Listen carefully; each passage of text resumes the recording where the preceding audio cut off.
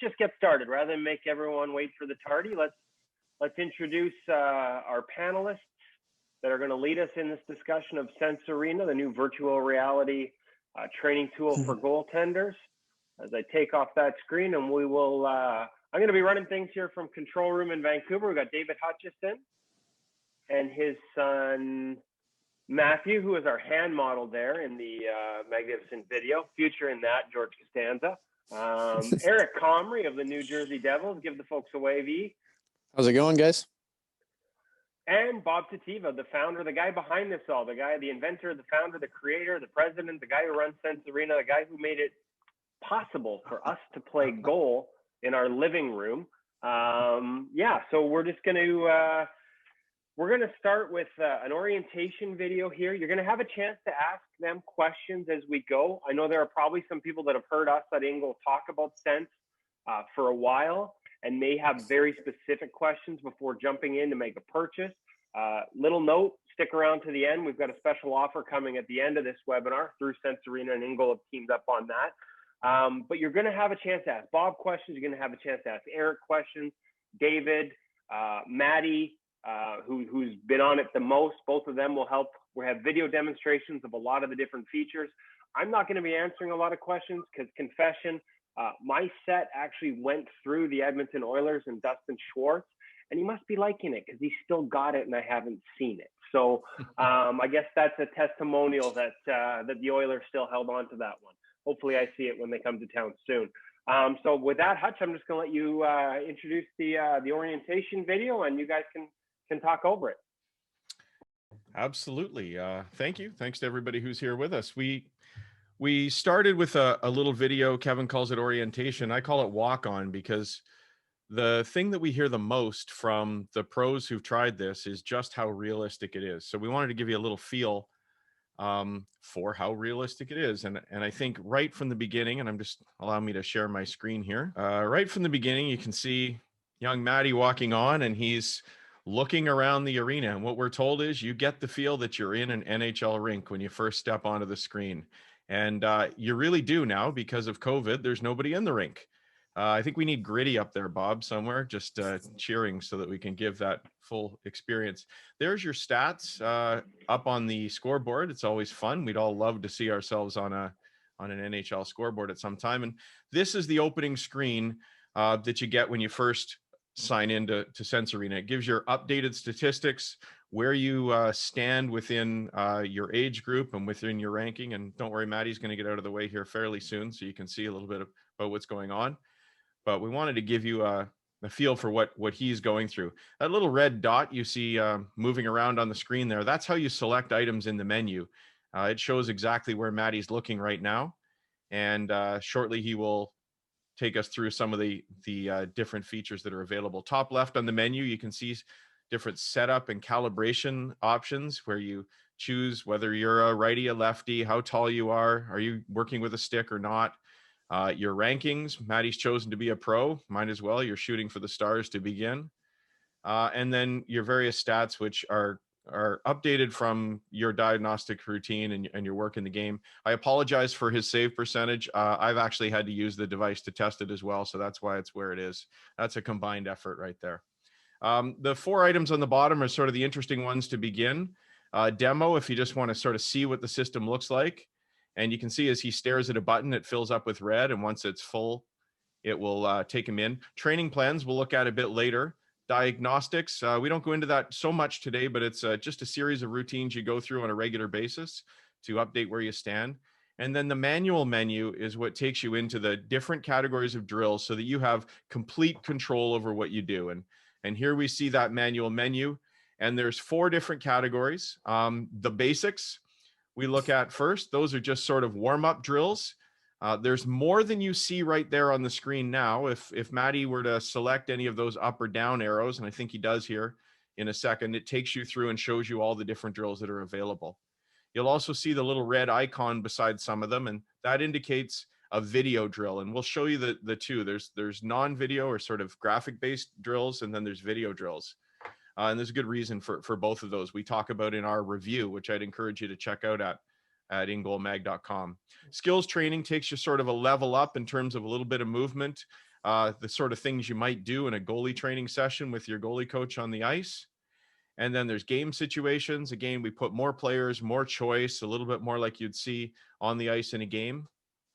And then there was also the cognitive drills, which are a larger feature that we will get into a little bit later. But we've talked about that a fair bit on the podcast. Now, once you select a drill that you want to do, and Maddie took one of the first warm-up drills here, you see your best score, both this session and overall. And then when we get him out of the way, you'll see that you can see the rankings of different people in his age group and his level. And then it actually took me a while. I'm not used to VR. It took me a while to even discover the other two menus that you can see a little hint of here. If you look to the left and the right, you get a few extra additions you can give to your drill. Excuse me. Just wait for Maddie to scan through. Okay, so here are the options for an individual drill. You can select how fast they're shooting, which hands they're shooting to. You can add in a couple of things like angles and box control ropes. And we've got Justin and Eric here to talk to us a little bit about that, and as well as how long you'd like the drill to go on, a time frame. And then over on the left-hand side, you've got another menu. If you want to stay within one category without jumping back to that main menu, you can just pop through different warm-up drills. But for now, we're just going to get into this initial drill. Maddie gets to choose where he'd like the people shooting from, again, just by looking at things. And then he gets set.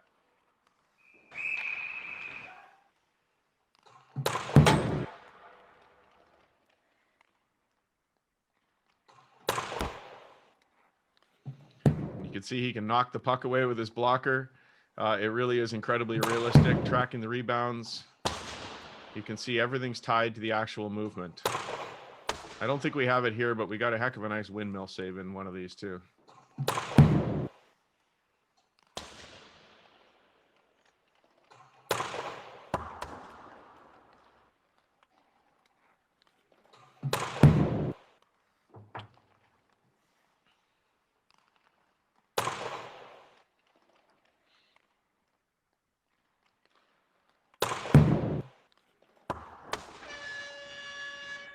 And then when the drill's done, you are given these statistics in front of you about how you did on the individual drill. And I think this is where we get Maddie out of the way here. Yeah, he shrinks and leaves us.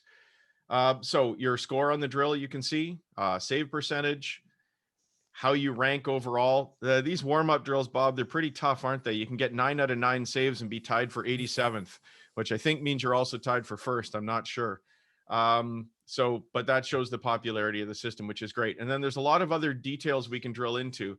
You can see in the middle of the screen here, detailed results we're going to see shortly, as well as a replay of what happens. And so we'll just take you into those in a second here. I think Maddie's going to go into detailed first. Yeah. So the detailed results, it gives you a percentage on how well you track the puck from the moment it's released through to the save. It's funny, the first few times we used this, we were a little surprised by the result. We thought we were doing better, and yet it forces you to give an attention to it that really does see it improve through extra training. Reaction time it gives you, and boy, do I wish we could get these sort of things on the ice. How quickly you reacted to the shot release from the first movement, and then your angle play as well. And the other option that you get on this menu, if you drill a little bit deeper, is you can get into a little heat map, which shows you where the shots went. And so here we go. These are the 8 shots that were taken on Maddie, where they were in the, or 9 shots where they were in the net. Had any of them gone in, they would be red. So you could see if there's any trends and so on.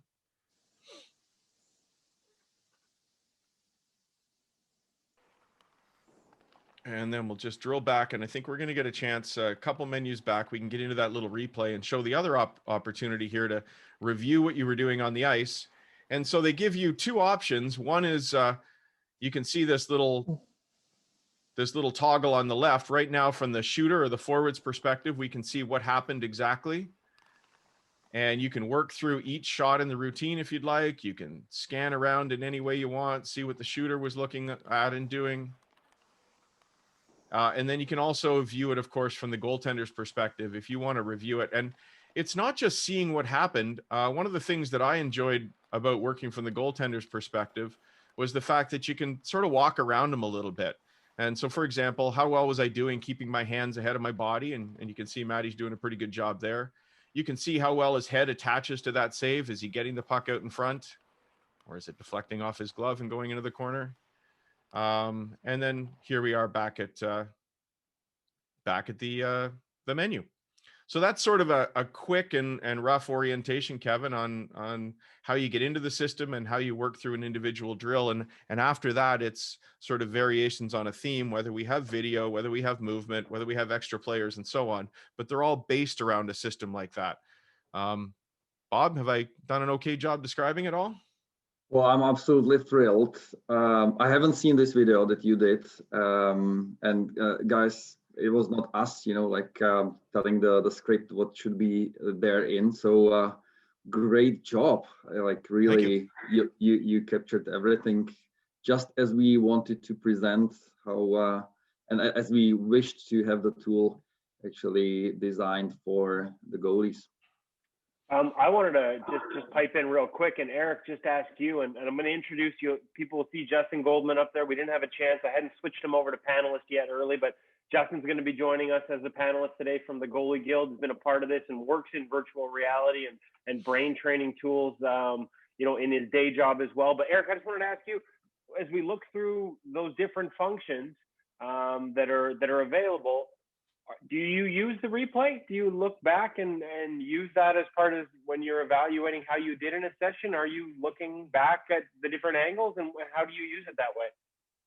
100%. I think the 3D replay it's a huge factor. I mean, I wish I could get 3D replay of on the ice, because I mean, just to go back there and see how little you actually missed the puck by, you don't understand. Like, you think it's so far away from you, actually it's a lot closer than you think. So when I was doing the 3D replay and there's a couple shots that were beating me high blocker, and I was taking a look at them saying, it feels like I'm getting there, but I'm just missing it by just a little amount. And to go through there and really be able to see that was a huge help for myself.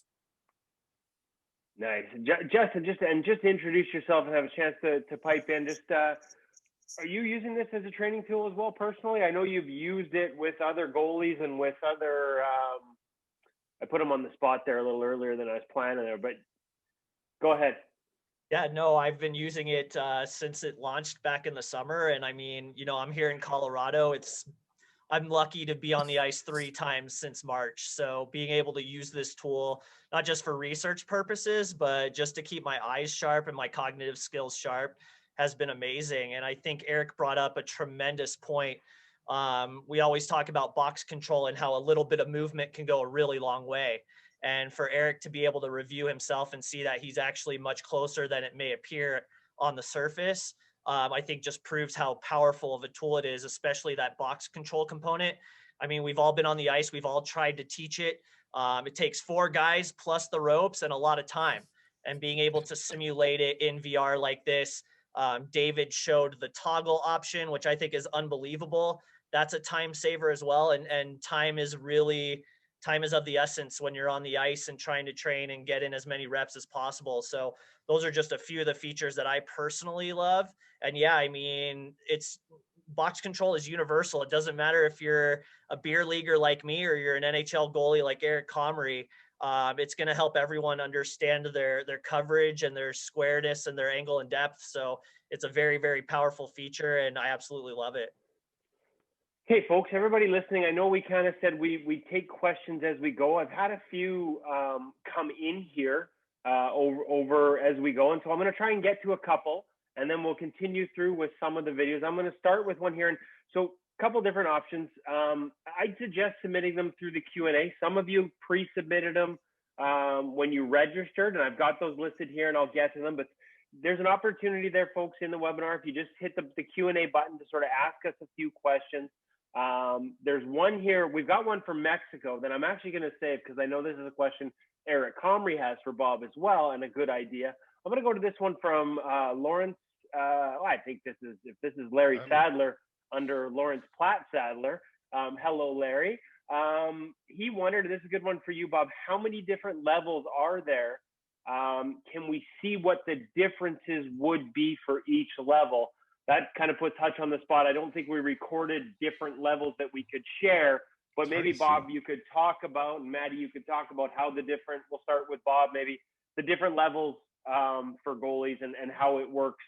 You know, whether you're an 8-year-old or whether you're like Eric, an NHL goaltender, how the tiering works and the different levels work.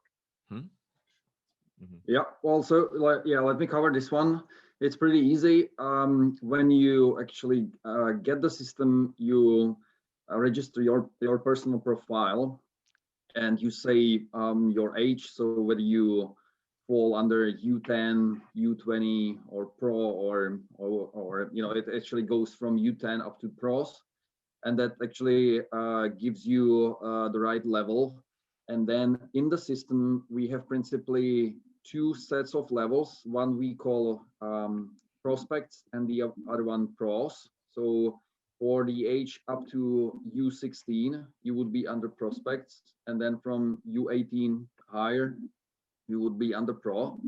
And within those 2 levels, then for all of the drills and each and all of the drills, you have 8 speed options of the shots. Which means that speed level 1 for the prospects will be definitely way slower than speed level 1 for the pros, and you have 8 actually levels of the speed, so you can play with this. As we always say, once you reach at least 70% save percentage on a given level, you can move up. For in the system that is designed for homes, for home usage, we even made it a little bit competitive, so the next level will not open until you actually reach the 70%. So it gives you creates focus, and we make it a little bit harder for you to climb up and reach up to the level 8. Okay, now that actually brings us to another really good question I got from Colby Asmer. I hope I'm pronouncing the last name right there, Colby. He asked, is the leaderboard public, Bob, and accessible online, or do you just see it in the headset? It's a great question, and I can answer it from 2 angles. At the moment, it's accessible through the headset, through the helmet. For you, you can obviously go to the cloud platform and see how you did among the goalies on your team. But if you are a home user, then most likely you will not have anybody on your team. But for if you go to a training facility where there is multiple goalies, obviously you will see the benchmarks on the cloud platform with your trainer. But that's something that we want to change in the future and give more incentivize the competitiveness of the goalies, so that they can check the scoreboards online. Obviously, we will not be disclosing complete names, or we will leave it up to the goalies whether they want to be seen under their names or not. But it's a feature that will be coming. All right. Well, Larry just corrected me. Sorry, go ahead, Hutch. I was just going to say, for the people who are asking about seeing the leaderboard, just share my screen here. We did a complete review of Sensorino over at InGoalMag.com, and anybody who wants to visit there, you can click on the review menu. Even if you're not an InGoal member, all our reviews are open for everybody to read. And in there, we've got a few quotes from some pros, but I'm just going to scan down here for a second, and gives you a quick look at that web-based interface. And knowing how fast Bob's updating things, there's a pretty good chance it doesn't look exactly like this today. But you can log in and track exactly how you're doing without pulling the headset on, and drill down into some of those categories as well. And they've even got some explainer videos for how some of the drills work. So a few other options there for you as well. Yeah, this is actually thank you, Hutch, for pulling this up, because to get an overview of all of the drills, you have 2 options. Obviously, keep the headset on and go drill by drill and spending really a decent amount of time. just having a tour, or you can log into the cloud platform, and under the drills for goalies, there are videos, short videos of all of the drills. So for those who are not yet knowledgeable with everything, then I would suggest to go there and take the tour there. You can see on the cloud platform, you can check your historical results, how you did a month ago in certain drills, not only the save percentages, but your reaction time, how you kept the angles. Obviously, you'll see under what conditions the drill you made, and etc. So it's a complex tool to really dig into the data that the VR can give you. Okay, now we have another question from Noel Smith. Apologies for the feedback, guys, but another question from Noel Smith. And I don't know the answer to this one, so it might be a question or could end up being perhaps a suggestion for the future. As a goalie coach, he's asking, can I see what my goalie is seeing too at the same time? Not on the ice, but it's relevant to say, because we also had the question, and I shared an answer just by typing it. How do we record the videos? The Oculus headset itself can screencast either to your computer, your TV, and in this case, we used my phone. So I was able to see everything Matty was doing as he was doing the drills. And it also includes a record function, so you can record those things. So it doesn't help much on the ice, unless, of course, you're taking the headset on the ice, which a few people have done. But all right, well, we're going to, in the interest of just moving forward, because I think we're going to keep having some great questions here. We're going to have a few more coming. We're going to share another video because, of course, that original one just had Matty facing shots from computer-generated shooters. Let's take a look at what this looks like when you add real shots. And as Eric told us earlier, some of these guys can pick spots. Yeah, Matty will probably feel better hearing that one of those guys has a great shot, according to Eric, because he gets burned here a couple times. Yeah, so again, this is just another one of the warm-up drills, except as I indicated, anything with a little red icon beside it is a video drill as well. Now, just be forewarned, if you select a video drill, there is a bit of a wait time while it downloads the video to your headset. It can only hold so many. And we simulated that by skipping it in this video, but it can take, in our case, it's a little over a minute sometimes. Otherwise, it looks quite similar.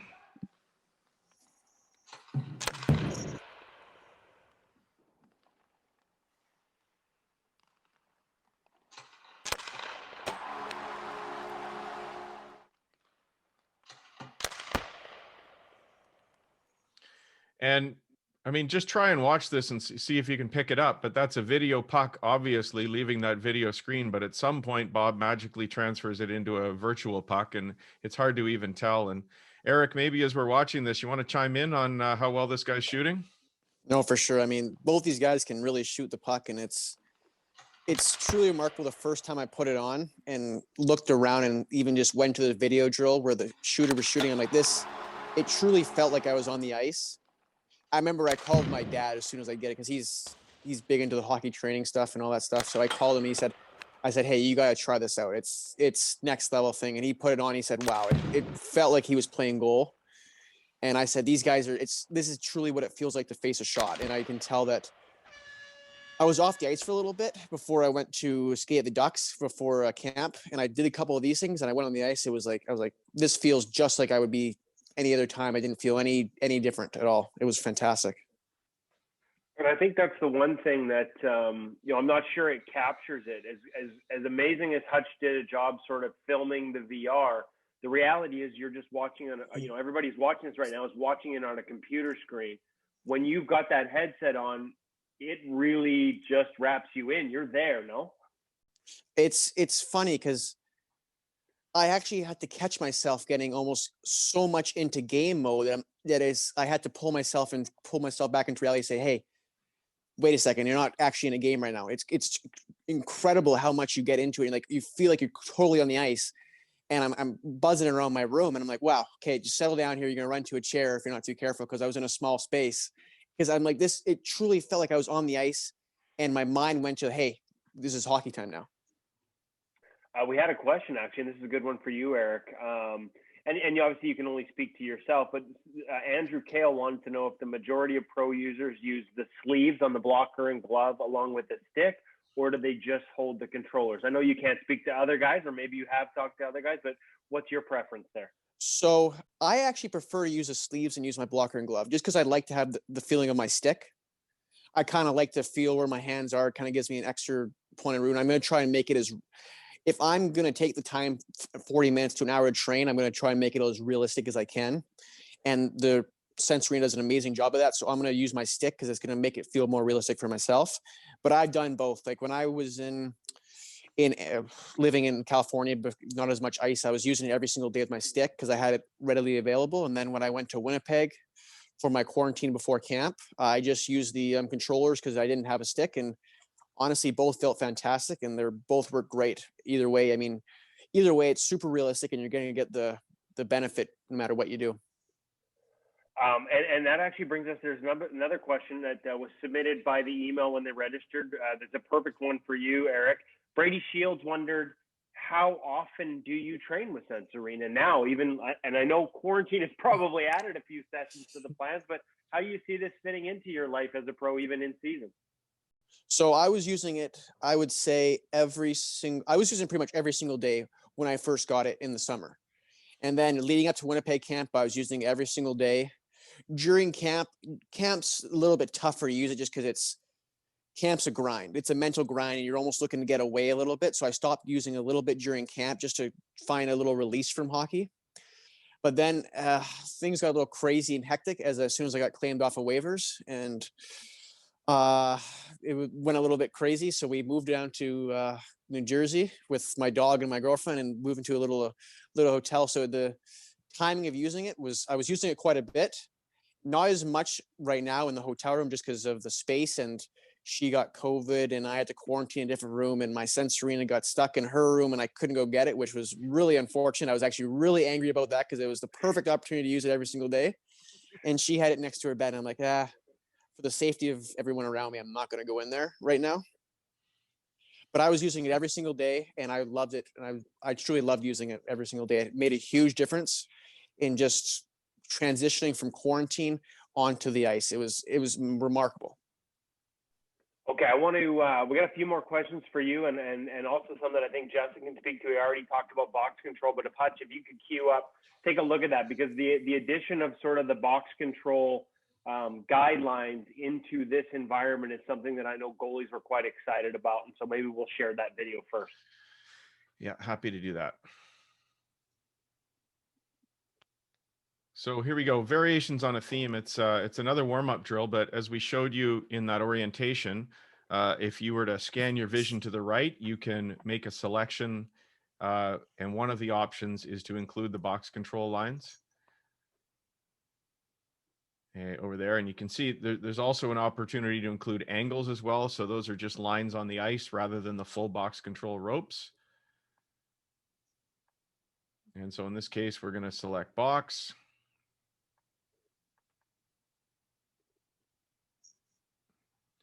I think Maddie's in there for the first shot or two, and then he's going to disappear from things. So you can see the ropes right there. And Justin, do you want to just sort of speak to the concept and what we're getting out of these?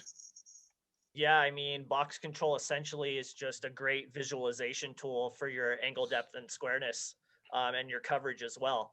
And again, if you've ever tried to teach it on the ice, you know that it can be a very time-consuming process to connect the ropes or the bungee cords to the posts, and then you've got to have someone hold the stick where the puck is, and it's a time-consuming process. And so for years we've been looking at ways that how do we make it easier so that you don't need 4 coaches to hold the ropes and hold the sticks in place in front of the goalie. And this amazing system by Sensorina eliminates all of that. So really, box control at the end of the day is just your ability to visualize what kind of coverage you have from the puck's perspective. And that's what's truly important. So being able to visualize your coverage and see exactly what the puck is seeing is super valuable. And again, like I said earlier, it's universal. It doesn't matter if you're a peewee goalie or you're an NHL goaltender, you're going to benefit from being able to see what the puck sees. And again, and having that toggle and being able to switch views from the puck's perspective or the shooter's perspective, and seeing behind the goalie, I think just brings that added value to the system and to that feature in Sense Arena.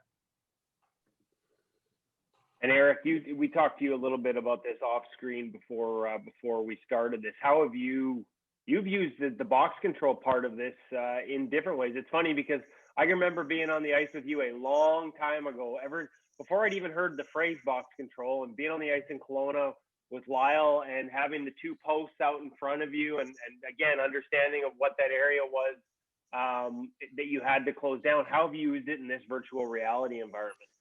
So it's funny because I remember skating with Lyle a while ago. He brought out the posts and he said, "Don't even try to stop the puck right now. I want you to let the puck go by you and just watch it go through the post."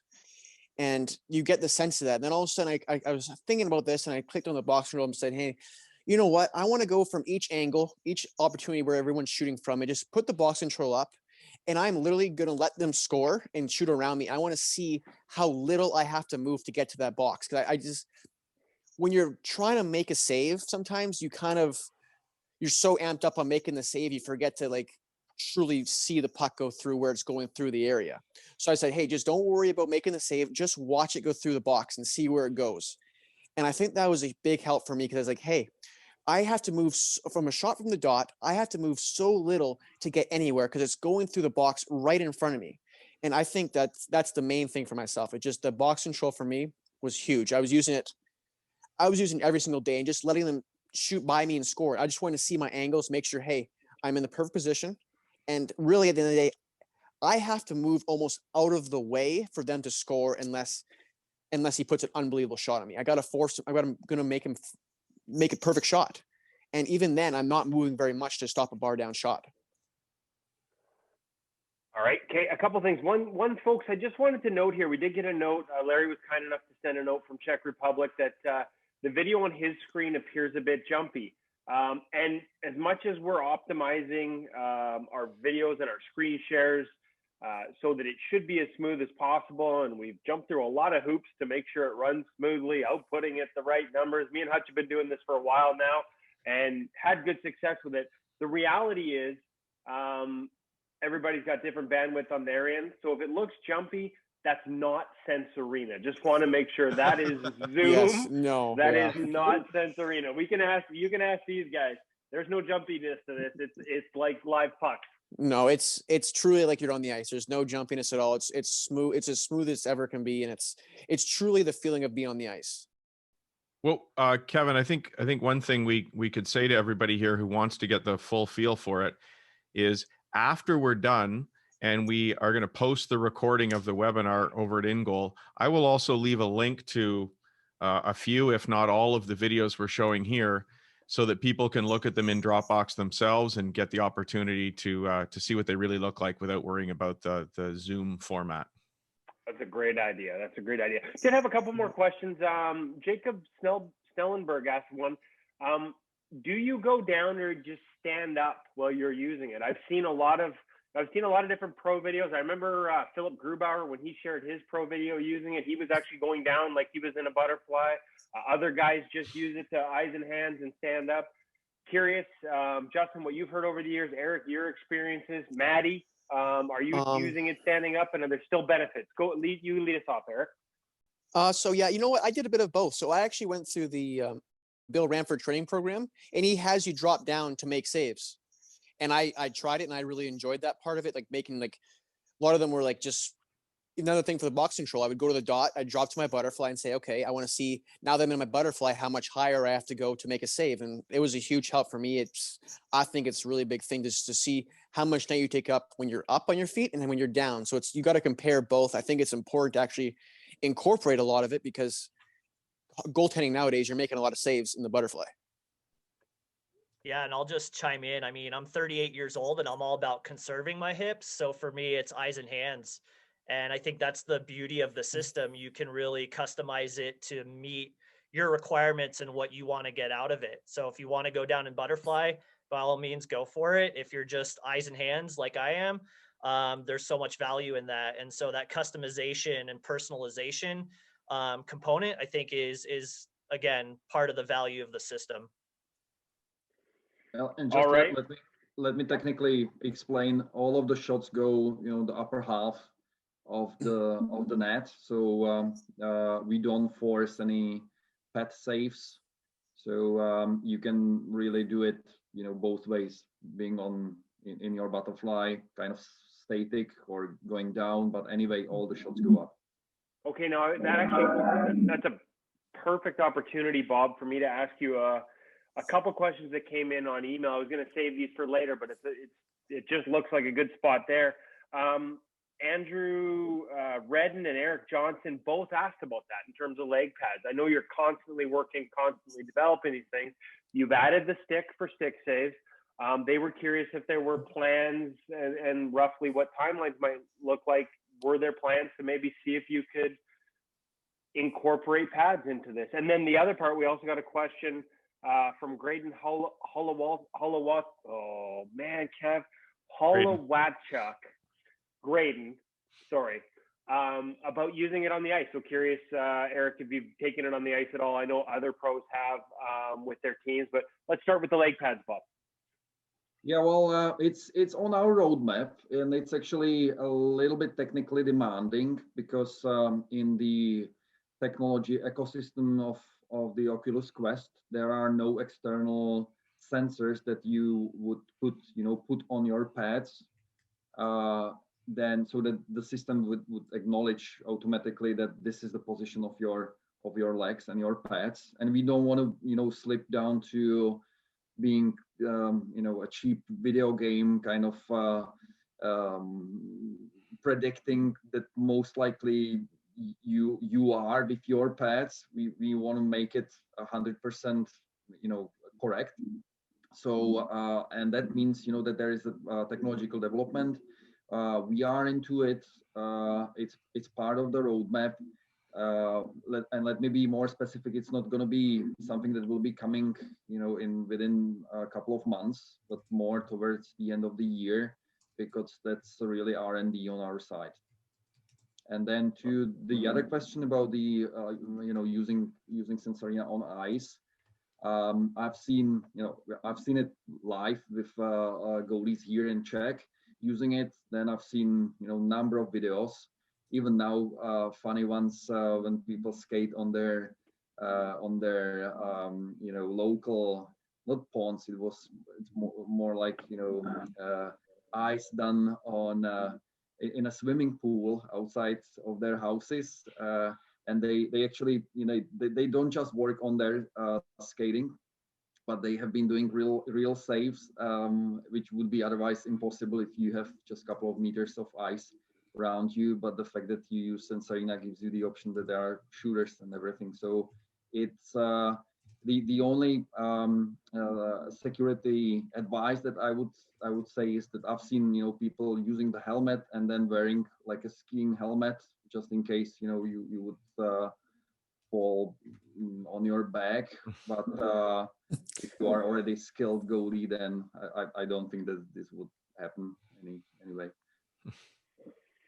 Okay, hey, we have a good question here from Mike O'Brien, and I think it actually is a great way to segue into the Bill Ranford training plan that Eric Comrie just mentioned. We'll share a video of that.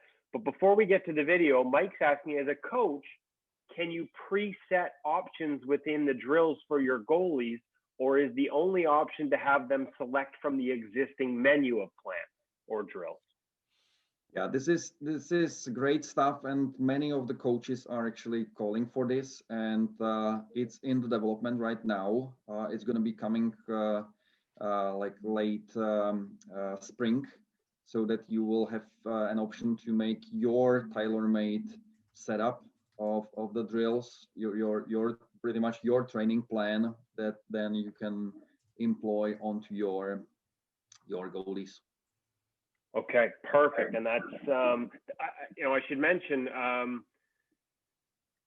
when you get the subscription, and we'll get into, we do have some questions on pricing and what headsets they can use and things like that, and we'll get to that later, Bob. But the one thing I should mention, people, that is, if you are an existing client or subscriber, you don't just buy the current package. Every time they update things like adding a stick or adding new training plans, you automatically get them on your system, pushed to your system. Your subscription is to the newest thing. You don't have to pay more to upgrade every time Bob adds some miraculous new tool that you can use out there. So let's take a look. We talked about training plans. We had coaches ask about training plans. We had Eric Comrie mention the training plan he used with Bill Ranford. Let's have a quick look at that. Sure. And I think, Kevin, the training plans are one of the most powerful things that they added in, even though it's just a coach like Bill showing you how to use the system. It is powerful because it gives you something to do each day. And when faced with so many tools we can use, I think it can become a little overwhelming for us. And so I'd just like to correct you. Just a coach like Bill. No. Thank you. He sent me a note the other day because I guess on the podcast you called him 3-time Stanley Cup winner Bill Ranford, and he says I always get it right by pointing out that it's actually 4. Oh my gosh. There you go. There we go. Not just a coach.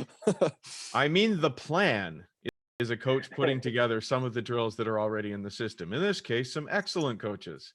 And you can see there the 4 plans that are available in the system right now. And for those asking about updating, Maria's plan hasn't been there for very long. It just appeared on our headset recently. And so from the main menu, you select training plans, you see which ones are available. And we're going to let this one go for a minute.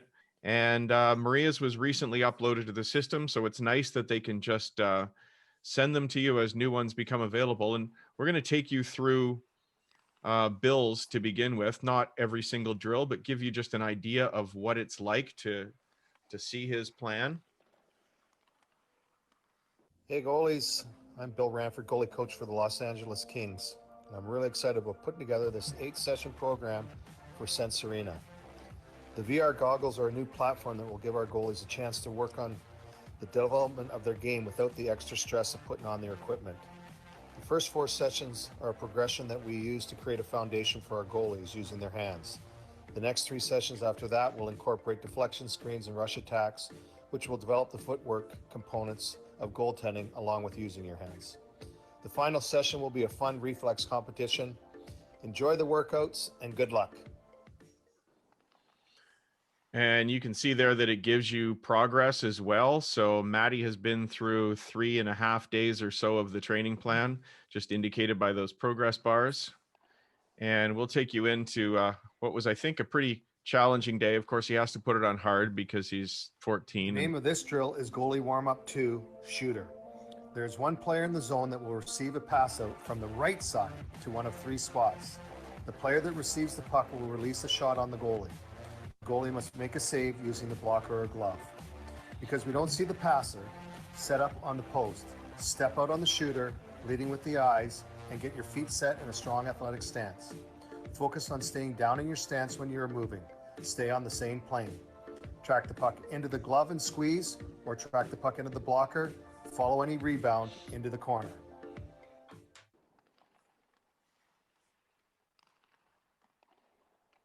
And again, we skip through the downloading of this actual video drill and get straight into it.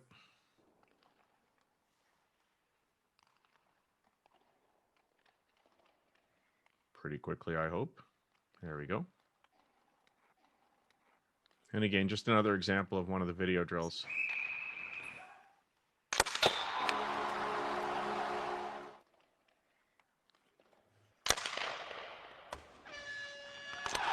I just skipped through. Obviously, there were quite a few more shots, but I didn't think you needed to watch us go through all of them.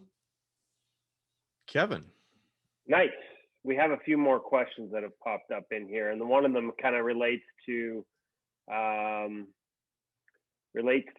we have quite a few coming in, so I'm having a little trouble keeping up. Hutch, you had a good question in front of you. I'm going to let you. Yeah, I think Graydon asked if you feel that Sense Arena has benefited you, and Maddie, what was your description of what it's like to use it the day that you're going on the ice? Just slide over here a little closer so people can hear you. I used it one morning before a practice, I think, and I did a full training plan day. And when I went on the ice, I think for half the practice, I didn't have a single goal against, and my tracking was just better than it ever had been. And I told my dad, I essentially said that this is like a cheat code that makes you so much better. It's unbelievable. Yeah, and that was an absolute genuine thing. He just sort of skated by me, and he just leans over and says, "Sensorina is a cheat code," and he kept skating. Eric, what do you think about tying the off ice to the on ice? It's a huge help. I mean, especially with the world we live in now, having to quarantine before you go to camps, stuff like that. I know for myself, it was a huge help. I mean, I had 7 days leading up to Winnipeg camp where I couldn't go on the ice, couldn't leave my apartment, and I was using it every single day. And I remember the first day back on the ice, I feel like I missed no time. And that's usually if you miss 7 days of skating, the first time you skate again, your hands are gonna be slow, your eyes are gonna be slow. But it felt like I was skating the whole time, and that's when I was like, wow, okay, this is something that they got something here. This is truly something special they have. On that note, Eric, we had one that came in from William Lubimov as part of the pre-entry questions, and he was wondering, again, I think this ties in. You've sort of answered it when you talk about how realistic it is. But he asked, does the puck just fly off the stick blade, or do you actually have to read the release or follow through of the stick, especially on those live shooters? Yes, you for sure have to. I think they did an amazing job of making sure that you actually have to make sure you're reading the release. You're truly tracking the puck and reading the release as best you can. I mean, you can actually, it's funny, because you're not on the ice here. So you have the whole world, you have the whole time you want, you can work on what you want to do. So you can spend time solely working on reading the release, and you can spend time solely working on tracking the puck and really break it down bit by bit to really slow down to really do the thing you want that day. Just say you want to spend a day today, I just want to see the release of the puck. I just want to make sure I'm really seeing how his body's moving, what he's looking at, what his hands are doing, if he's turning his stick over, if he's leaning a certain way. And you can take a look and build the picture around him one day. And then the next day you can say, okay, today I really want to focus on the puck, make sure I'm seeing the puck come off his stick, make sure I'm truly almost like trying to read the logo off the puck as it hits my glove or blocker. So you can kind of break it into two different days and work on the thing you want to work on and really break it down how you want to do it. That reminds me of Craig Anderson talking about learning how to read a release by watching everything but the puck on certain practice days. But make sure you tell your coach, because it's not going to look good when everything's going in. That's the great thing about this now, though, is now you don't have to do it at practice. You can literally do it in your apartment, your hotel room, wherever you want to do it. You can really go home and say, hey, today I'm going to work on reading the player. And you can do it because it's unbelievable how realistic it is. And it's truly remarkable when you have that live shooter. You can just say, okay, I'm going to look at this guy, and it's going to help me read the player. I'm going to be able to pick up these things a lot quicker. And that transitions us into a couple different questions just perfectly, Eric. One is, because you mentioned this before too, how much space you have. Now you're in Jersey and in a smaller space. How much do you need, guys? How careful do you have to be that you're not punching out lamps as you make a block for save? One of our listeners asked, how much actual space do you need? And then the other question that all of you can weigh in on, how long does an average VR session last for you? We'll start with you, Eric, and Bob, you can weigh in too on the space. You don't need much space. You got to be careful if you have a dog and he's walking around you, though, because you don't want to step on his paws because he doesn't like that too much. That's the only thing you got to be careful of, people walking in and out. Other than that, if you know your boundary, and VR, the Oculus 2 does a really good job of making sure you can mark your boundary out, and it tells you when you're getting close to anything. That's a really good job they've done. Just it doesn't tell you if someone walks into your boundary you haven't put. So that's the only thing you got to be careful of. And that's the amount of time I do it for.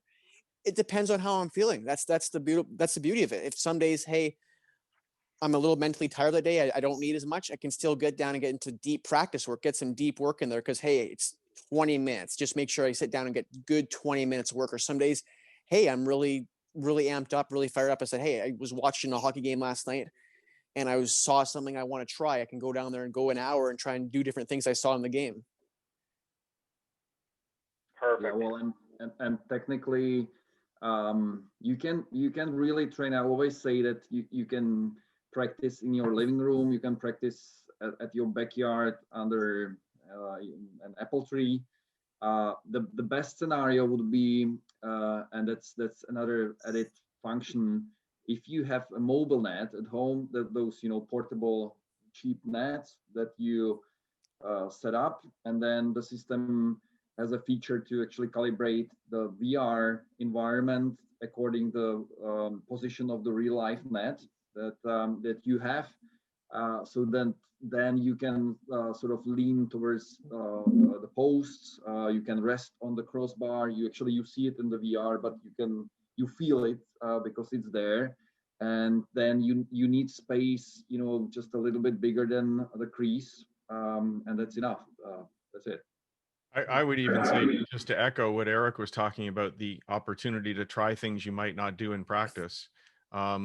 We've used it when there's far less than the size of a crease, both because I wanted to see what I could get away with as a goaltender in terms of depth. And I actually needed Matty for some of these things we were shooting for today to be a little further away from me. And so I said, can you just stand on the goal line for this one? And he said, oh, do you want me to Mike Smith it? Yeah, Mike Smith it. And you get that opportunity to see if you can actually get away with it. You probably don't want to try that in practice because you don't want to get lit up, but now you get a chance to experience something different. Yeah, and I'll just chime in real quickly. I think what Maddie said about it being a cheat code is amazing because you really do get the opportunity to be completely creative. And I think one of the things that I hear from a lot of goalie coaches at all levels is like, they want a goalie that's low maintenance. They want a goalie that has control over his game plan, his or her game plan, routine, pregame, whatever the case may be. And I think Sense Arena does an amazing job of giving you some control over your game plan. So you come up with some structured uses, the night before a game, the morning of a game, whatever the case may be. Sense Arena and the system gives you the ability to control some of those things. And I think goalie coaches and head coaches love it because it just shows that you're taking that initiative and you're really coming up with creative ways, to keep your mind and your eyes and your body sharp. And that's kind of been the use for me personally, is it's mostly maintenance. And I love what Eric said about just tracking releases. Like there's a couple of drills when I was doing more of the demo side of things earlier on or late in the summer where I wasn't even trying to make saves. I was just trying to read releases and see it. My save percentage was 0. But you can get away with that in Sense Arena and not feel guilty or feel like someone's judging you, because that's what's great about it is you can be creative. You can try whatever the heck you want. And it's just a great way to explore, and build your game plan a little bit. Yeah, there's one question we got from Liz Connor, and actually I wanted to make sure I answered it because it's a good one. I don't think it applies to any of our panelists, but she wants to know if there's any features for goalies rehabbing from surgery with limited mobility. And honestly, I think all the features work for goalies rehabbing from surgery with limited mobility. We talked with Antoine Bibeau. If you have a chance, Liz, go back and listen to the podcast with him because he talked about this as well, how valuable he was coming off double hip surgery in the off season. And you don't have to move. You can, Bill Ranford, I'm not sure if it's in his training plan, Hutch, but he talked to us about, just sitting on like an office. He has like a medicine ball type chair in his office, and just, you can get a lot of benefit in your training without moving, just having pucks come at you, whether it's training your tracking, training your hands, doing those different things. So the answer, Liz, is yes. I think there is a lot of benefit to this for a goalie coming off a rehab. And while none of the panelists are necessarily in that situation, we've certainly talked to some pro goalies that have been. And I wanted to transition to another feature that we haven't talked about yet, and I think sometimes gets overlooked. Eric, you talked about being, if you're mentally tired, you might adjust your training plan for that day. I didn't have a chance to ask if any of you guys need this, but I think, Hutch, if we can cue it up, we need to focus too on the cognitive side. Bob developed this to be a brain training tool, not just a puck stopping tool. And so at a time when a lot of goalies are investing a lot of resources in technology designed to train the brain, multiple object tracking, cognitive training, a lot of these tools are built into Sense Arena, right, Hutch? Yeah, that was, to be honest, a pleasant surprise to us when we first started testing the system. Didn't even realize 1/4 of the drills that are in the system are cognitive drills. And so we put together a little video here, and I think I've got it right this time. Did I get that right, Kevin? Yep. Well There you done. go. So just showing a couple of the several cognitive drills. And the first two, just to orient you, are a couple of fairly, I don't want to say traditional, but well-known cognitive tools. And the first one here is called Fast Reflex. Many of you might have seen in the past, this old board called a Dynavision. There's a new one called Benovi that when I was speaking before, you could see over Maddie's shoulder there, which is just a board of lights. It is not much more than shoulder width apart, and you're quickly trying to touch each light as it randomly appears. And in the Sense Arena version, it's really hard to see in this video. I have to say that the second drill you'll see much better. It fills your entire field of view. And every time a puck shows up, Maddie's got to run over and hit it. And you can see he's actually having to move quite a bit. He's got to move around a screen. If you're an old guy like me, it's a pretty tiring drill. So it's got that same concept as the Dynavision, and yet a lot more active, a lot more movement.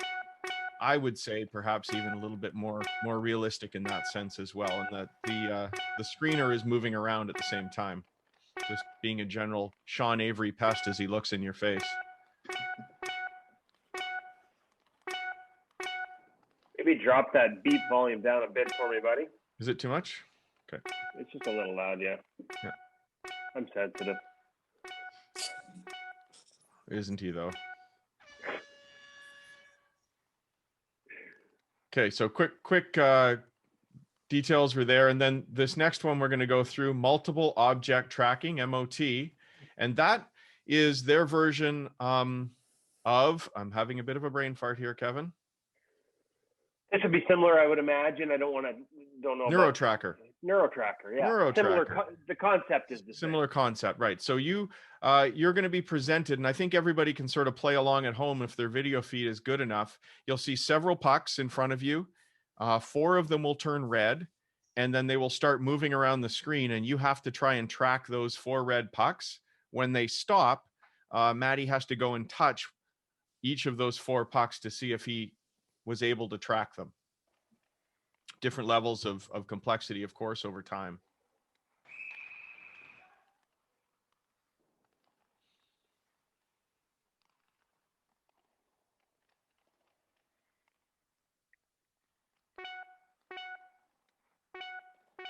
Looks like Maddie nailed it. Did you nail it at home?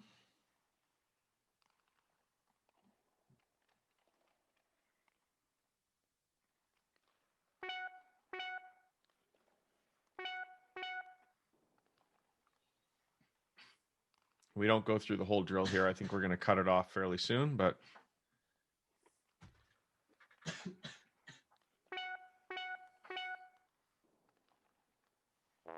oh, so you got that one. Oh. Okay. Yeah, we did cut it off a little bit early. And then I think we show you one more of the several drills here just for fun. And that's just tracking a moving target. Bob's got a few nasty ways of making these hard, like turning the lights off halfway through too, but we didn't show it in this particular demo. There's another one you have to track and catch 2 pucks at the same time. In this case, it's showing Maddie how much he missed them by, or in this case, he nailed it. You're just trying to catch it.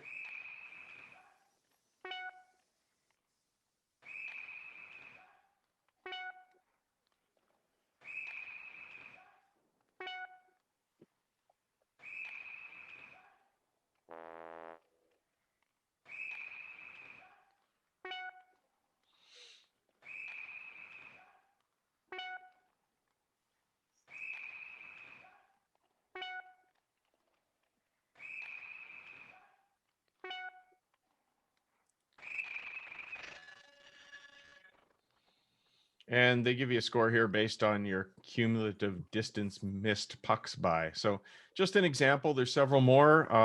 Anything in there, Bob, you want to talk about?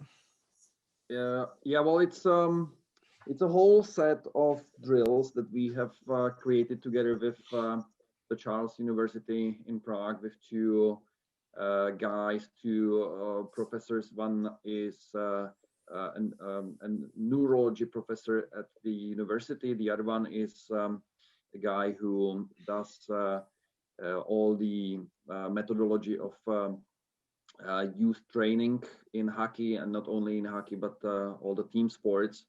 So we created a set that is focused on reaction time, on decision making. You haven't been showing stuff that is there to actually work on your decision making in divided attention situations or multiple choice actions that you have to make, which is all for priming of your brain, and actually waking up, to the speed that then you need to have in the practice or in the game, which is a new concept. You mentioned a couple of other companies that follow the same path, which is another. I see it as a logical extension of the athletic training. We call it brain training. That you don't do just like swings with the stick or stop the pucks, but you really work on your brain, on warming up, or even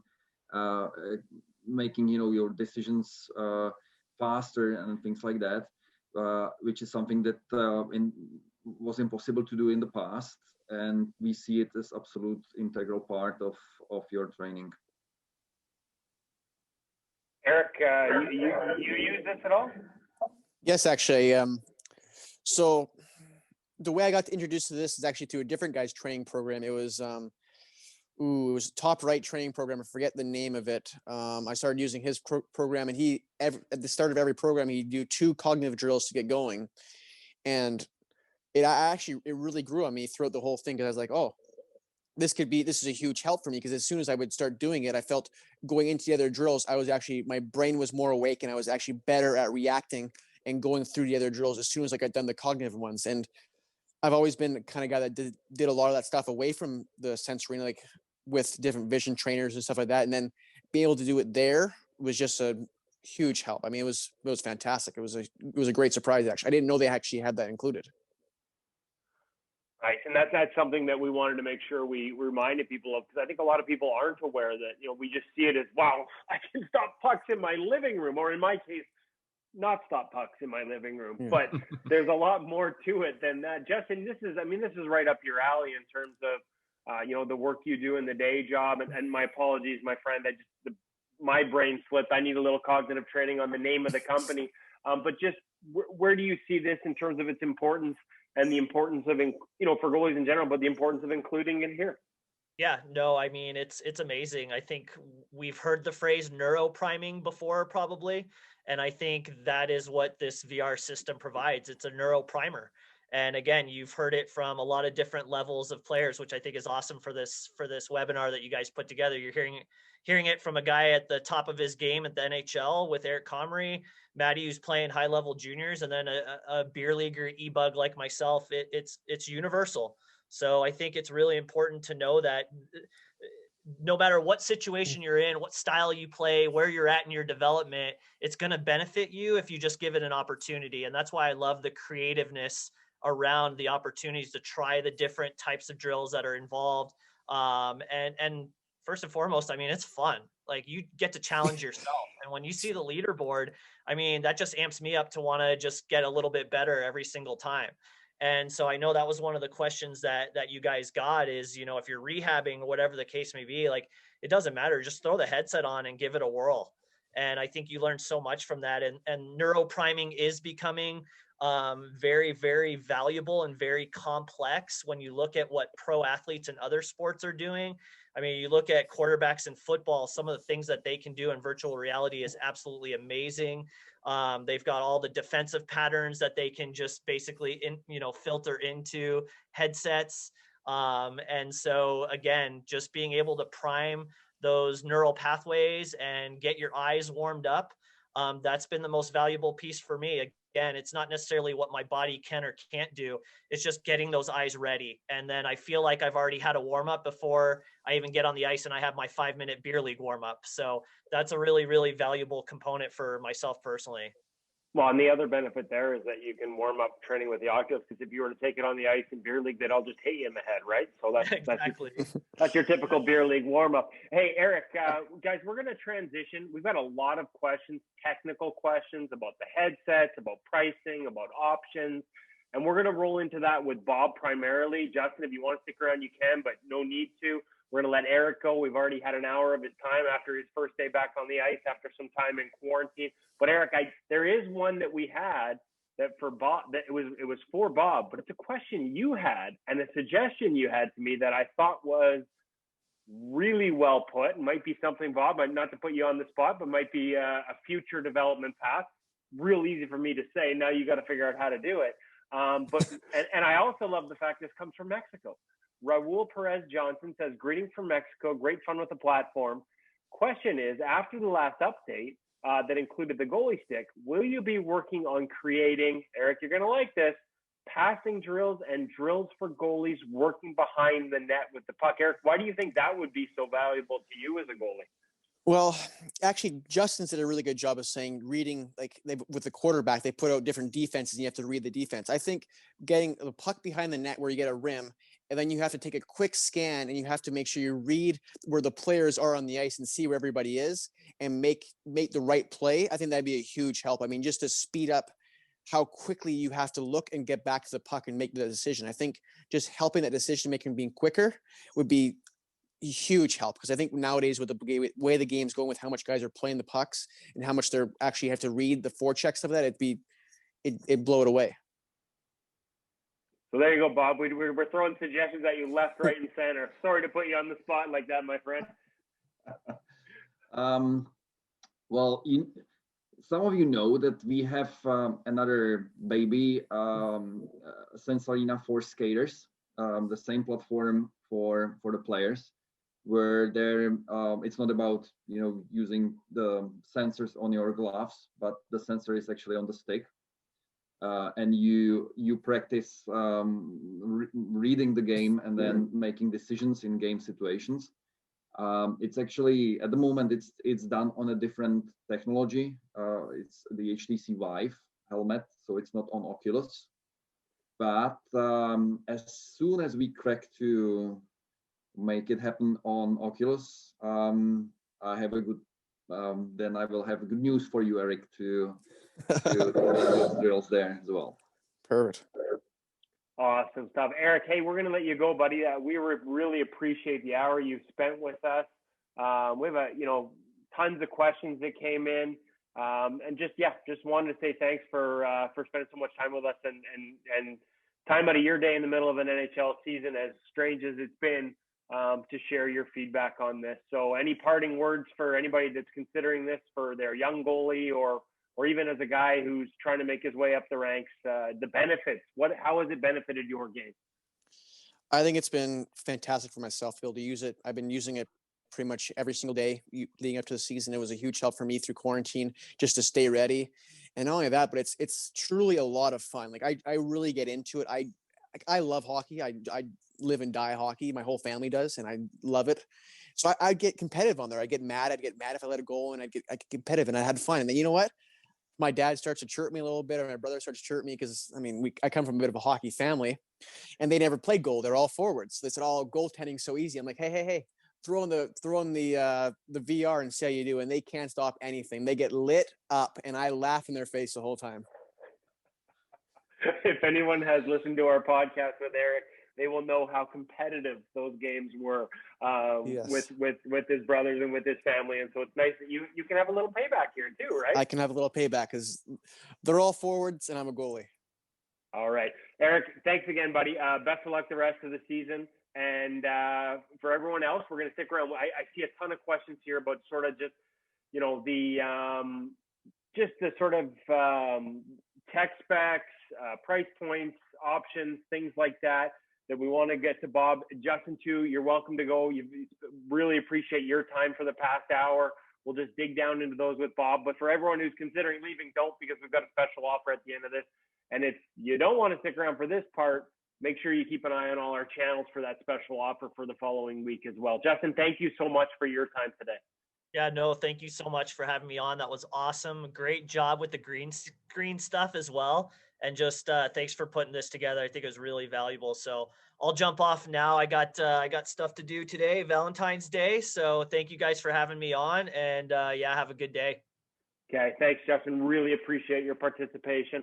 All right, so folks, we do have a lot of questions here. And a lot of them are, Bob, just a lot of sort of tech things. I got one, and I've now lost the name of the person that submitted it, asking about the life cycle of the hardware and warranties if they buy it through you, the Oculus package through you. I don't think that dogs eating the attachments is covered, right, Hutch? Wink, wink, nudge, nudge. but the headset itself, what kind of warranty do they get if they're buying the Oculus through you? Well, frankly, it's in fact the same as if you buy it at Best Buy or any other retailer. We wanted to make it, a complete one-stop shopping for our customers. But if it's closer or easier for you to get the headset from a store next door, then just do it and get the sleeves and eventually the transport case from us, and obviously the app license. So we don't really force anybody to get the headset from us. But if you do, then obviously we hold the same warranty as anybody else. Okay, and that's a good question. I think I've got it in the Q&A in a number of different ways of asking it. I had it, I think it's Allison or Alan Grover, and I jotted her name down quickly, asked it in the pre-submitted questions about paying for just the software. Folks, you don't have to buy the whole package from them. If you already have an Oculus or an Oculus 2, it will run on these. Not on other headsets though, Bob. Are there other ones that it runs on? So strictly those two?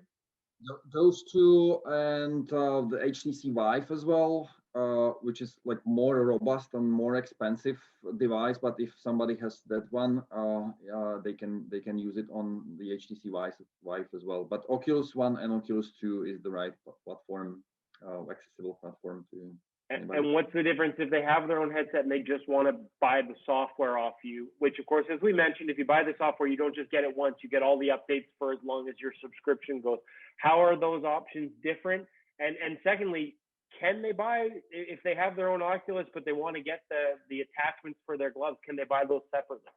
Oh yeah, absolutely. There are three options. One is we call it Goalie to Go. That's the full kit with the headset, the transport case, the sleeves, and the subscription. The other option is to buy just the transport case, the sleeves, and the subscription. And the last one, becoming more and more popular, is just to subscribe to the application, get the sleeves from us, which come in small box, and these are those adapters that you use to attach the controllers onto your blocker and glove, and off you go. So that's really easy. All the three options are available at our store on our website, so you just pick the right one and go. And sorry, I'm just looking. Actually, here's a fun one while I sort through all those questions and try and group them so I'm not repetitive, because I think there's a lot of questions that ask what we just answered, but in different ways. And of course, folks, you can always find the links for more information. You can find the links to Sensorina. We have them on our site every time we publish. They've been gracious sponsors of our feature interviews on the InGoal Radio podcast. So every InGoal Radio podcast, which of course anyone can see on our website, it's not subscriber only. We'll have links to Sensorina. You can ask questions of them through there. But this is a fun one, Bob. While I sort through the rest of the questions, Graydon Graydon asks, why did you create Sensorina? Oh, well, that will be a long beer type of discussion, honestly. But the overall,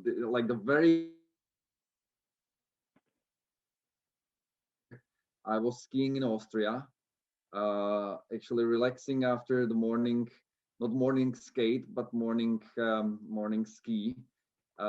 Thinking about how the virtual reality, which I mastered in my previous venture on for marketing purposes, how to use the VR for hockey, because my son plays hockey. He's a D. So the Goalie platform was actually the second one in the row. We started with the players version, yeah. So honestly, my son, inspired me into thinking how to merge, technology and sport. And I always say, that my biggest fear, the whole first year of the journey, was that there must be definitely more companies working on this. And throughout, connections that I had here at the Czech Hockey Federation. We visited Colorado Springs, the USA Hockey guys, a couple of times actually, and showed them the product at the very early stage. Obviously, with the fear that they will say, "Oh, guys, 2 weeks ago there has been another party here," but which was not that case. So I discovered that we have been at that time the only party working on this. Obviously, it was a bumpy road to solve all of the technical bits and pieces. Sometimes it looked almost like impossible to make it happen. And we launched the players version early 2019, launching it at the Consumer Electronics Show in Las Vegas. And actually, the goalie version we started working on the goalie version like November 1999. Well, pretty much like a year and a half ago. And then the whole COVID stuff actually, in fact, helped, which is a big surprise, that the team really focused onto the development of the goalie version, which was the introduction of the Quest technology for us, which is more affordable and obviously is something that can enter the home market. And under the conditions of COVID, that's something that is really helping the community to stay engaged in the game. So we did it, and this is where we are. All right. Sorry, just responding to a couple of these in person. Actually, I had a question that came in from John Schultz, Bob. That was a little actually back to the technology. You had talked about the shots being high, so not dropping down, but that we've got the stick now. You've added the stick for sticks. So once you add the stick, are stick saves, do they become part of it as opposed to all high shots? It's a good question. I haven't tried. I wouldn't expect to somebody to stop puck going high with your stick, but you can. Yeah, the virtual model of the stick that you will see, which is exactly overlapping with the real stick that you'll hold, can do that. But I would say that there is another benefit which is more important, and that's that actually it keeps you in the right position, both of your hands, the rotation of your wrists and everything becomes more natural compared to the situation when you do not hold the stick. And then obviously there is the weight component. So if you make all of the action with the proper gear, at least the gloves and the stick, then it's even working on your stamina. And you'll see how quickly you get fatigue. There's a piece to it that's fun too. And when the puck is on the ice, you can knock it away with your stick. And I must say, Maddie's always trying to score at the other end if he can after each shot. So I don't know if it's that realistic that with one hand he can shoot at the length of the ice, but it's still lots of fun. I never heard that one. See, this is the other beauty too, is in addition to, we have suggestions coming from Eric Comrie and Mexico about reading the play. It's just constantly evolving. I love it. We had a question from Dale Rohovich. And I think we sort of touched on this. He asked, should you have a net set up for a session? I think you don't have to. I mean, we've talked about Eric using it in his living room, but have you seen people add a net or have a net? So when they're going into the post on sharp angles plays, they're sort of feeling that connection to it. Yeah. Well, many. My guess would be that half of the goalies that use Sensarena have their real life net in the room as well, because then the immersion into the reality is even higher.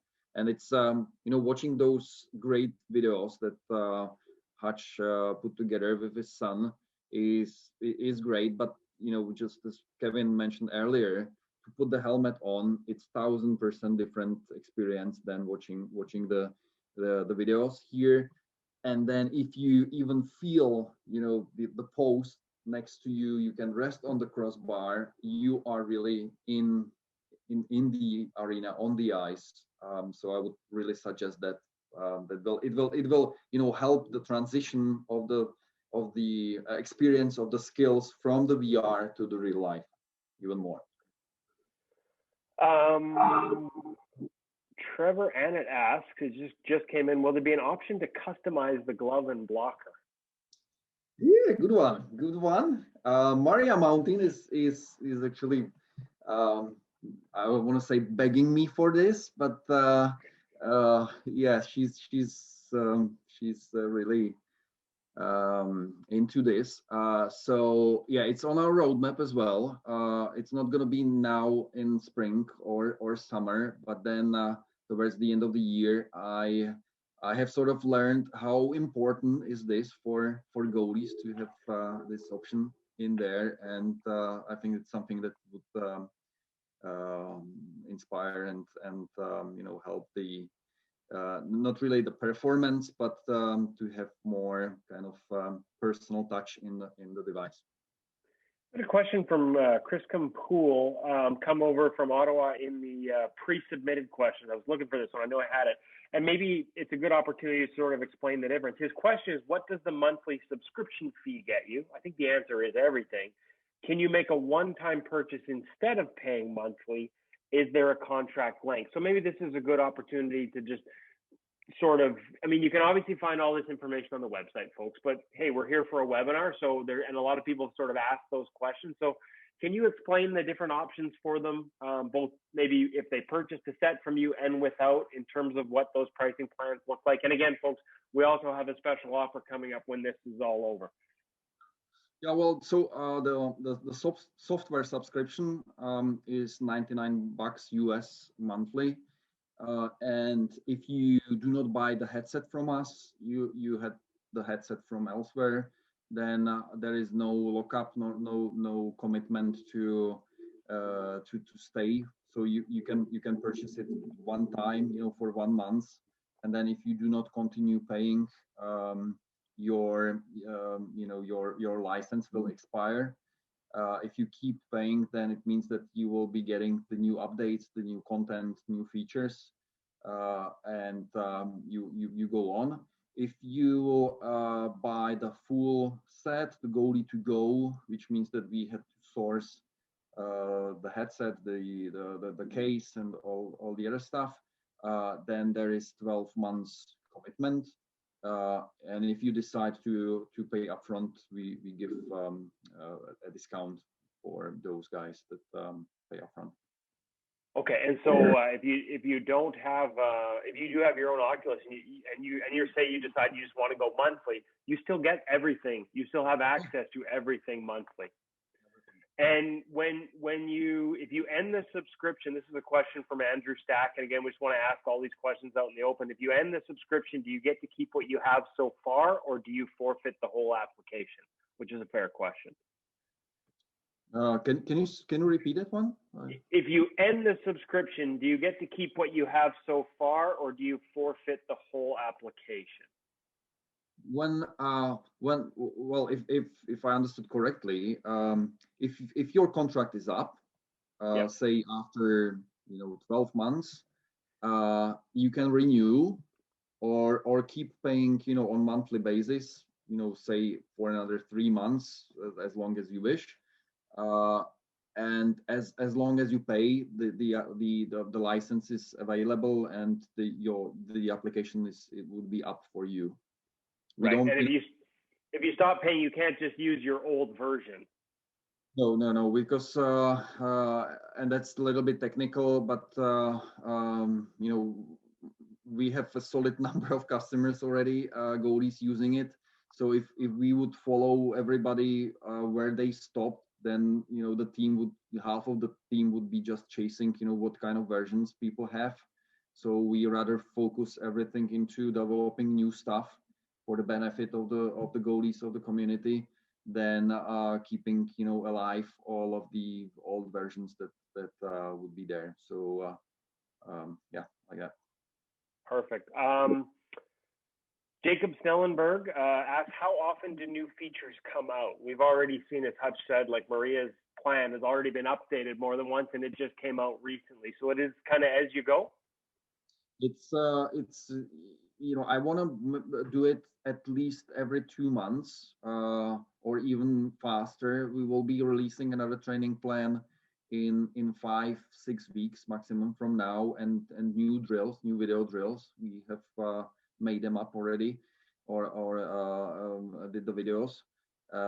So for me, it's really important to keep it alive, and there will be a major update coming out end of spring, adding really sophisticated functions into this. So as I said, every at least 2 months there is new release going out. I had one follow-up question from Chris Compool in Ottawa. He says he's got 3 goalies there, or says there's 3 goalies there. Is each license limited to 1 goalie?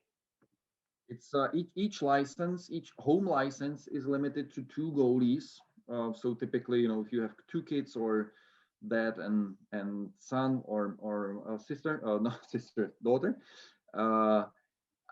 and if there was a need for additional license, obviously we can make it happen. Just reach out to us, and we can make some deal for you.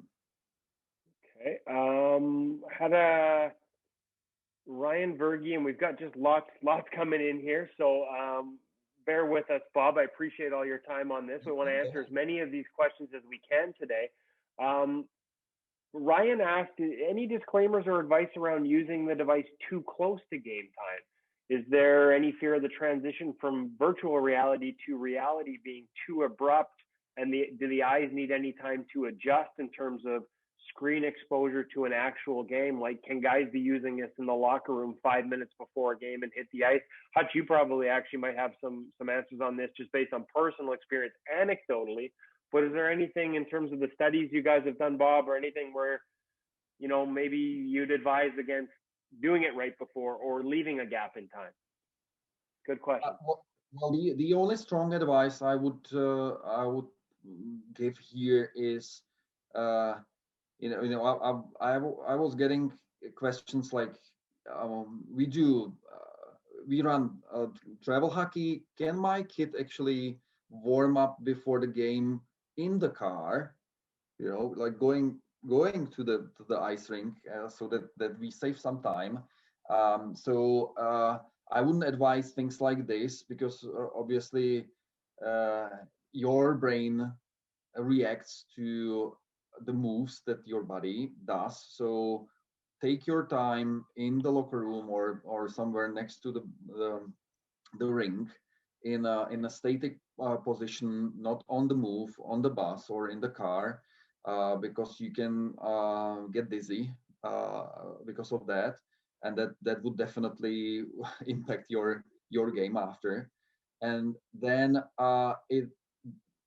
to answer your main question, it's my suggestion is, try it yourself before the game, couple of times. You will see we are getting so many responses that it's so hard to make it as a universal advice. Human being is, everybody is different. So just give it a go.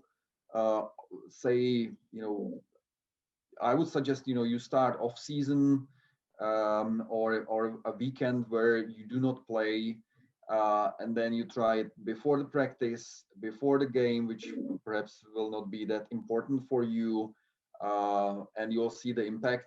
What I'm getting is, even from Hutch's son, that on some goalies, it just, the difference between, it kind of forces your brain in the helmet to pay more attention, because the resolution of the screens is not obviously the one, as in the real. So it forces the brain to be even, at higher attention than normally. So if you do 10 minutes of warm up in the helmet and then you go on the ice and you see everything absolutely clear and in real, then it's sort of like a slow-mo for you. This is one experience. The other experience says there are even guys that say, I rather give a rest to my eyes before the game. I don't even read the cell phone messages and stuff like that, just to be absolutely fresh. And that's another approach. And it's so hard to make a universal advice. Just try it on yourself, and then based on that, act as you wish. Great stuff, Bob. We're over an hour and a half into this. My apologies for the feedback there. And we've actually made it through most of the questions here. I'm just going to quickly share. And again, folks, we're going to have, I'm going to ask you to share that, Hutch, for me, the flash screen. My apologies, because I'm having a little issue with my download, because we're into that point where technology and Kevin don't get along. But we do have an offer coming up, folks. And of course, you'll see it on all our channels. We'll just flash it up here, but you're going to be able to see it. You'll get an email to all our free email newsletter subscribers. You'll see it on our Instagram, our Twitter, and all our channels. So we do have a special offer coming up. You've seen the discounts, at various times over the year. Try and save people some money on the actual headset if they're buying in that way. We've decided, in addition to a very generous offer from Sense Arena, where you can save $450 on the hardware, we're going to throw in a 1-year membership. And I know some of you are already subscribers, and so that means that you will get an additional year to your InGoal Premium membership. So if you're somebody who hasn't subscribed to InGoal Premium, I would ask why not. Just kidding. Make sure you subscribe. Or just buy a Sense Arena set and get us for a year as well. So it's a pretty fantastic deal. And Bob has been a great partner with us in terms of getting on board with our podcast. And so we wanted to find a way to sort of, promote his product, which we believe in because we believe in it, but also offer something, in return from us. So this is what we've come up with, is an offer that be 1 week only, starting today through the end of next week. And all these details will be available online, or contact us, info@ingoalmag.com. And we'll sort of leave this up and go from there. And Bob, just in closing, I've got a few more questions that have come in, but I'm just going to type answers to those privately, because we are really tight on time here and nearing a window where it's getting cut off. And it's Valentine's Day, and I'd like to stay married. So Bob, I just wanted to say thank you for this. And is there anything any messages you want in closing sort of to share with the people? I just wanted to thank you, Uri and Hutch, for organizing this. It's been great videos and great talk, and thank you guys for your questions. I wanted to assure you that this is a long-term journey for us. It's not something that we wanted to put on the market and disappear. I want to keep working on the features and the content for the goalies, for the players, and sometimes in the future even for other sports. So for me, Sense Arena is a long-term journey to actually bring VR as an integral part for athletic training in sports. Perfect. Listen, thank you very much for your time today. Sorry, we've got questions flying around, and you know me, I need to do more. I need to get my headset off the Edmonton Oilers so I can do more brain training and concentrate on more things at once. So, Bob, just thank you very much. Everyone else, thank you for sticking around. We've still got over 40 people here, more than an hour and a half in. I want to thank you, everyone, for spending the time with us. Again, if you got questions about the offer, hit us up, info@ingoalmag.com. Look for more details online and everywhere else. And also this will be replayed. As Hutch mentioned, we will replay this whole thing on InGoalMag.com so that anyone can go back and check it. Hutch will make some links available to some of the videos so you can download them and look at them without the choppiness you may have experienced based on Zoom and wherever you're located. Yeah, I think we'll wrap it up with that. Bob, thank you. Hutch, thank you for such a great job with the videos, and thank you everyone for being a part. Thank you. Have a good day. All the best, everyone. Happy Valentine's Day.